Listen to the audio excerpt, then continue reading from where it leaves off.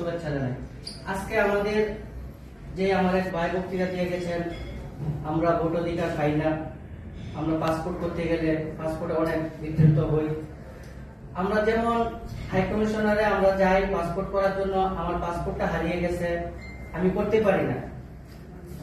ওইখানে গেলে বলে পাসপোর্ট ফটোকপি লাগবে বা আইডি কার্ড লাগবে, আমার কাছে কিছুই নেই, কিন্তু আমি পাসপোর্ট করতে পারতেছি না। অথচ আমি যদি আরেকজনের লোকের মাধ্যমে যদি 500 টাকা দিয়ে বা 1000 টাকা দিয়ে আমি যদি পাসপোর্টটা করতে চাই, কিন্তু আমার পাসপোর্টটা ঠিকই করে দেয়।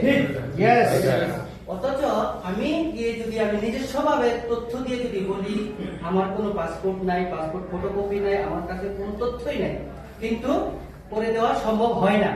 তারা বলে দেশে চলে যাও। আমরা আসছি 2 লক্ষ 3 লক্ষ টাকা দিয়ে দেশ ছেড়ে আসছি, আমরা প্রবাসে। এখন আমার পাসপোর্টটা হারিয়ে গেছে, অথচ আমি পাসপোর্ট করতে পারতেছি না। এখন কি আমি দেশে চলে যাব? 3 লক্ষ টাকা দিয়ে আমি আসছি, অথচ আমি আরেকজনের মাধ্যমে আকাশ ভাইয়ের মাধ্যমে যদি একটা নাম প্রকাশ করলাম, আকাশ ভাইয়ের মাধ্যমে গেলে মনে করেন ওরে 2000 টাকা দিলে আমার পাসপোর্টটা ঠিকই চলে আসে, আমার কোনো কিছুই লাগে না। 2000 টাকা দিলে 3000 টাকা দিলে আমার পাসপোর্টটা ঠিকই চলে আসতেছে। তখন আমরা কিছুই করার থাকে না।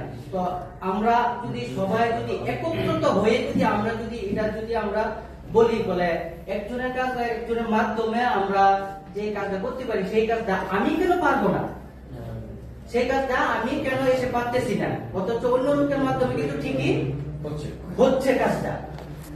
তাইলে আমি এখানে সরাসরি বলতে চাই আমাদের হাই কমিশনারও কিছু ঘাটতি আছে। আমি বিনীতভাবে অনুরোধ করব আমার যে কথাটা, এই কথাটা যাতে সবাই দেখে বা সবাই শুনে আমাদের সাথে যাতে একমত হয়। আর যে এই ভোটের অধিকারটা বলছেন, আমরা আজও পর্যন্ত ভোট দিতে পারি না। আমাদের এই যে আমরা প্রবাসী আছি, আমার মনে হয় না আমাদের এখানে 15-20 জন আছি বা যতজন আছি 10-12 জন আছি, যাই আছি আমরা একজনের কাছে হয়তো মনে হয় না আমরা আইডি কার্ড আছে, ন্যাশনাল আইডি কার্ড আছে। আমরা ন্যাশনাল আইডি কার্ড করতে গেলেও আমাদের অনেক ঝামেলা করতে হয়, অনেক ঝামেলাতে করতে হয়।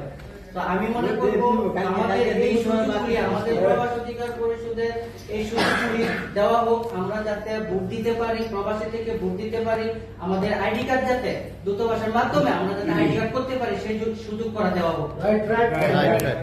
আমরা যে আরেকটা কথা বললে, আমাদের যে হাই কমিশনার বলেছেন একটা বিএমএটি কার্ড করার জন্য, সেই কার্ডটা $45 লাগে করার জন্য। সেই কার্ডটা করলে অনেক কিছু আমরা পাইতে পারি।